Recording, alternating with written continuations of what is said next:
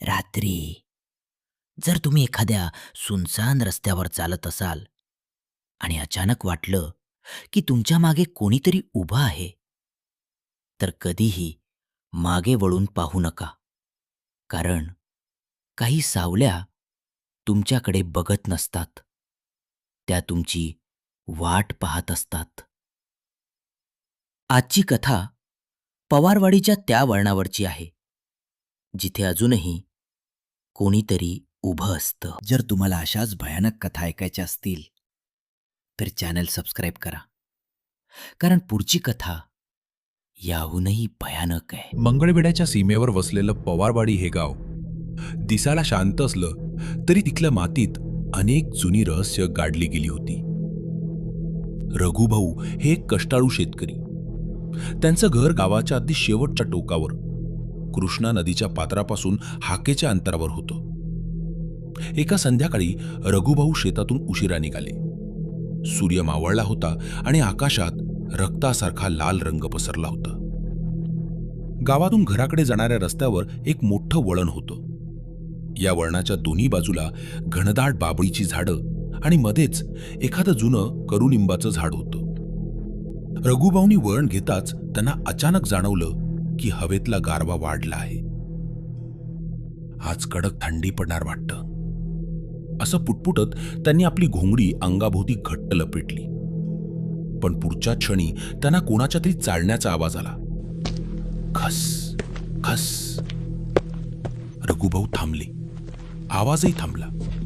त्यांनी मागे वळून पाहिलं, पण मागे फक्त रस्ता होता.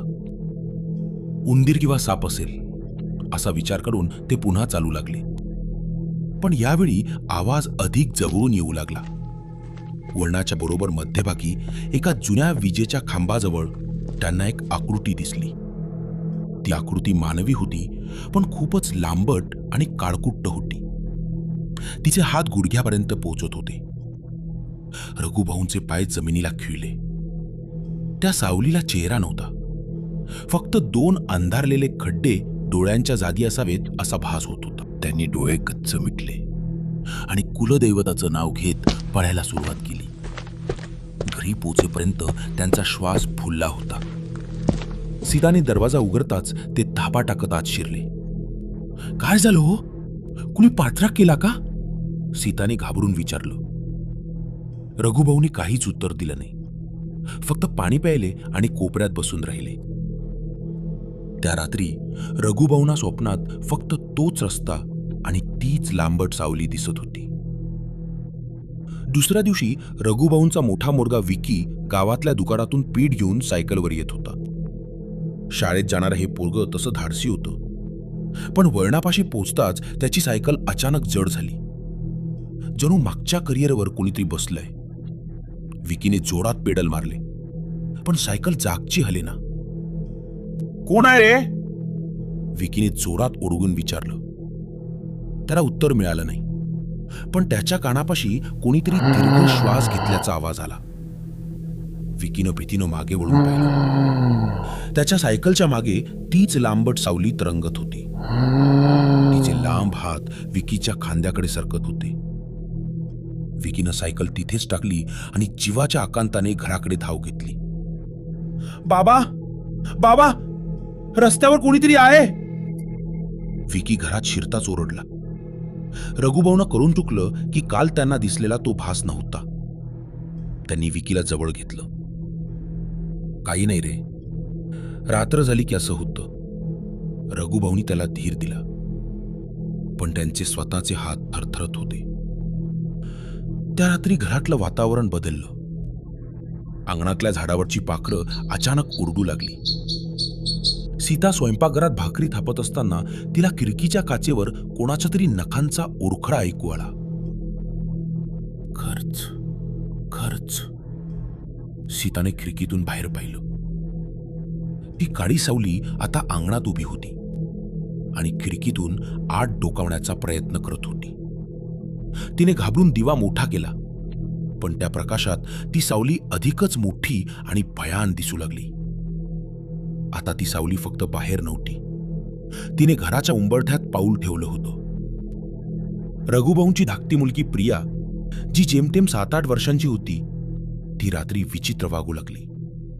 ती झोपेतच हसायची आणि कोणाशी तरी गप्पा मारायची.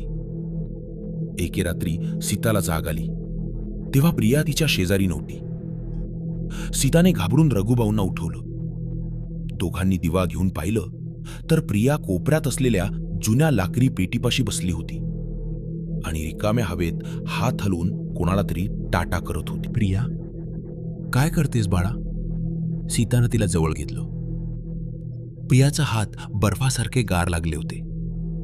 तिने मोठ्या डोळ्यांनी आईकडे पाहिलं आणि म्हणाली, आई, ती मावशी म्हणते की तिला तिचं बाळ हवंय. ती म्हणते की माझ्यासोबत खेळायला तिला तिचं बाळ दे. हे ऐकून रघुभाऊंच्या अंगावर सरसरून काटा आला. कोणती मावशी? रघुभाऊंनी विचारलं. प्रियानं भिंतीकडे बोट दाखवलं. तिथे एका कोपऱ्यात तीच काळी सावली उभी होती. यावेळी ती अधिक स्पष्ट दिसत होती. तिचे केस विस्कटलेले होते आणि ती प्रियाकडे डोळे रोखून पाहत होती. रघुभाऊंनी आरडाओरडा केला, दिवा फिरवला. तशी ती सावली भिंतीवरून सरकत छतावर गेली आणि गायब झाली. आता सावलीनं घराचा ताबा घेण्यास सुरुवात केली होती. काही दिवस शांततेत गेले, पण ती शांतता वादळापूर्वीची होती. एका रात्री विकी हॉलमध्ये झोपला होता. अचानक त्याला कोणीतरी गळा दाबत असल्याचा भास झाला. त्याचे डोळे उघडले तर ती सावली त्याच्या छातीवर बसली होती. तिचे डोळे आता रक्तासारखे लाल दिसत होते. विकीला ओरडायचं होतं, पण त्याचा आवाजच निघेना. सावलीचे लांब नख असलेले हात विकीच्या गळ्याभोवती घट्ट होत होते. विकीचे हातपाय थंड पडू लागले. त्याला वाटलं की आज आपला शेवट होणार. त्यानं शेवटचा प्रयत्न म्हणून जवळच असलेला पाण्याचा तांब्या जोरात खाली पाडला. आवाजानं रघुभाऊ आणि सीता धावत बाहेर आले. रघुभाऊंनी पाहिलं की विकीचा चेहरा निळा पडलाय आणि हवेत काहीतरी काळी धुसर आकृती त्याला जखडून बसलीये. रघुभाऊंनी भिंतीवर असलेली देवाची तसबीर हातात घेतली आणि जोरात मंत्र म्हणू लागले. एक क्षण तो खोलीतला गारवा एवढा वाढला की श्वास घेणं कठीण झालं. मग एक मोठा ठप असा आवाज झाला आणि ती सावली अदृश्य झाली. विकीच्या गळ्यावर हातांच्या बोटांचे निळे डाग उमटले होते. हे काही साध्या आत्म्याचं काम नाही रघु, हे काहीतरी खूप जुनं आणि दुष्ट आहे, सीता रडत म्हणाली. सकाळ होताच रघुभाऊंनी गावातल्या म्हशीबाईंना बोलावलं.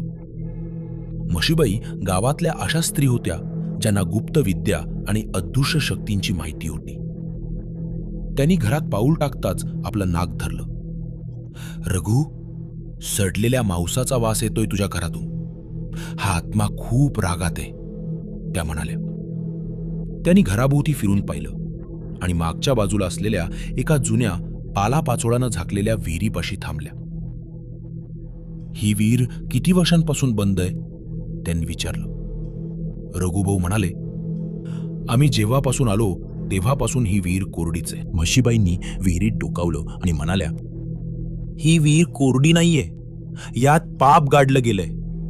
हे उपसा, तरच या घराला शांती मिळेल. रघुभाऊंनी गावातले काही मजूर बोलावले. विहीर उपसायला सुरुवात झाली. चिखल, दगड आणि घाण उपसता उपसता मजुरांना एक मोठी हाडांची माळ आणि एका लहान मुलाची कवटी सापडली. मजुरांनी भीतीने काम सोडून पळ काढला. रघुभाऊंनी स्वतः उतरून पाहिलं तर तिथे एका स्त्रीचा सांगाडा होता, ज्याच्या हातात एका बाळाची हाडं घट्ट धरलेली होती. विहिरीत सापडलेल्या सांगाड्याची बातमी गावात वाऱ्यासारखी पसरली.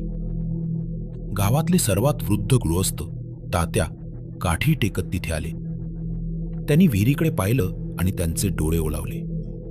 हे तर लक्ष्मीचं पाप आहे, ते थरथरत्या आवाजात म्हणाले. तात्यांनी जुनी गोष्ट सांगायला सुरुवात केली.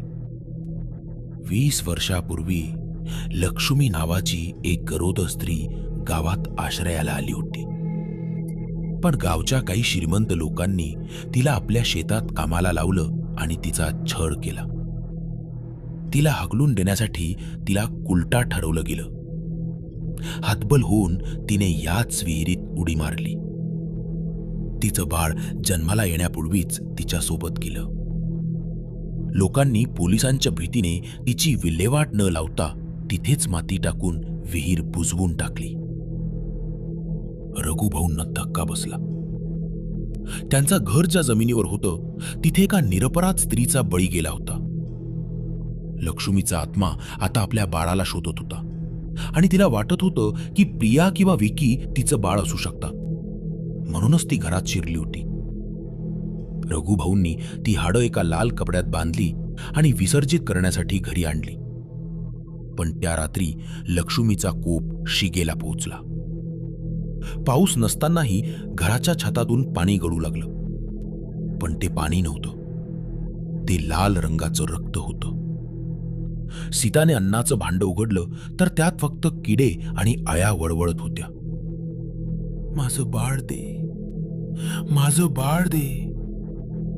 घराच्या भिंतींमधून हा आवाज घुमू लागला. प्रिया अचानक जमिनीवर लोळू लागली आणि तिचे डोळे पांढरे झाले. ती लक्ष्मीच्या आवाजात ओरडू लागली.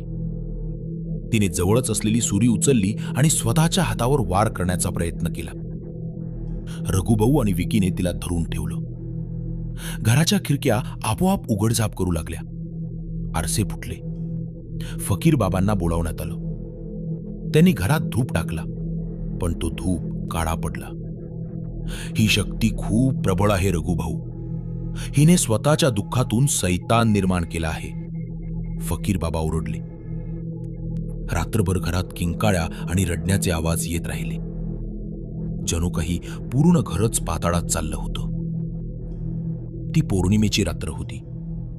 चंद्राचा प्रकाश फिका आणि पिवळसर होता.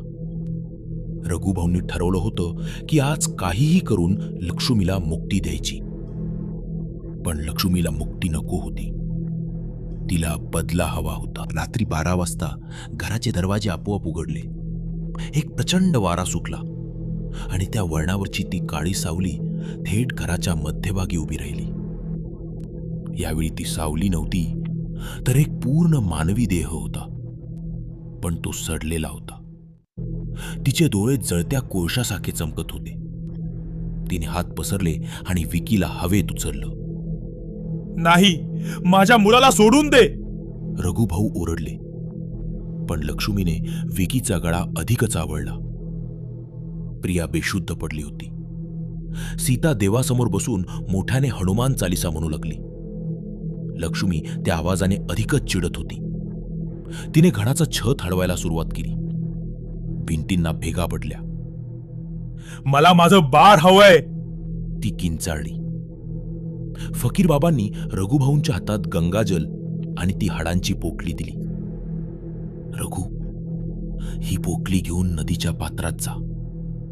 तिचं विसर्जन कर, पण मागे वळून पाहू नकोस. जर तू मागे वळलास तर ती तुलाही सोबत नेईल. रघुभाऊ त्या भयानक रात्री घराबाहेर धावले. त्यांच्या मागे लक्ष्मीचा आत्मा उडत येत होता. तिच्या किंकाळ्या रघुभाऊंच्या कानाचे पडदे फाडत होत्या. रघु, थांब, माझं बाळ मला दे. तिने रघुभाऊंच्या पायाला पकडण्याचा प्रयत्न केला. रघुभाऊ पडले, पण त्यांनी पोटली सोगली नाही. ते कृष्णा नदीच्या काठावर पोहोचले. नदीचं पाणी काळं दिसत होतं. त्यांनी पूर्ण ताकदनिशी ती हाडांची पोटली नदीच्या खोल पात्रात फेकली. मुक्त हो लक्ष्मी, मुक्त हो. त्यांनी जोरात ओरडून सांगितलं.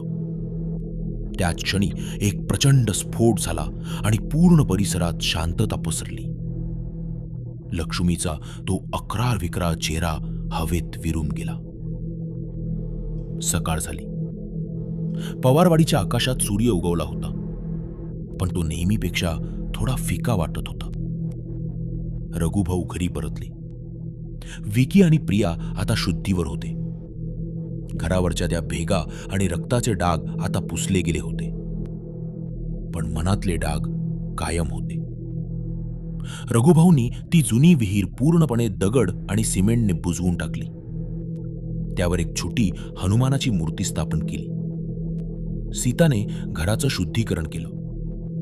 आता घरातली ती कुबट दुर्गंधी गेली होती आणि त्या जागी अगरबत्तीचा सुगंध दरवळत होता. काही महिने उलटली. पवारवाडीत आता शांतता होती. पण आजही अमावस्येच्या रात्री जेव्हा कुणी त्या वळणावरून जातं तेव्हा त्यांना लांबून कुणीतरी रडत असल्याचा आवाज येतो. काही लोक म्हणतात की लक्ष्मी गेली, पण तिची सावली अजूनही तिथेच आहे. रघुभाऊ आजही रात्री वळणावरून जाताना मागे वळून पाहत नाहीत, कारण त्यांना माहीत आहे काही शाप कधीच पूर्णपणे पुसले जात नाहीत. ते फक्त शांत राहतात, पुन्हा एकदा जागृत होण्याची वाट पाहत.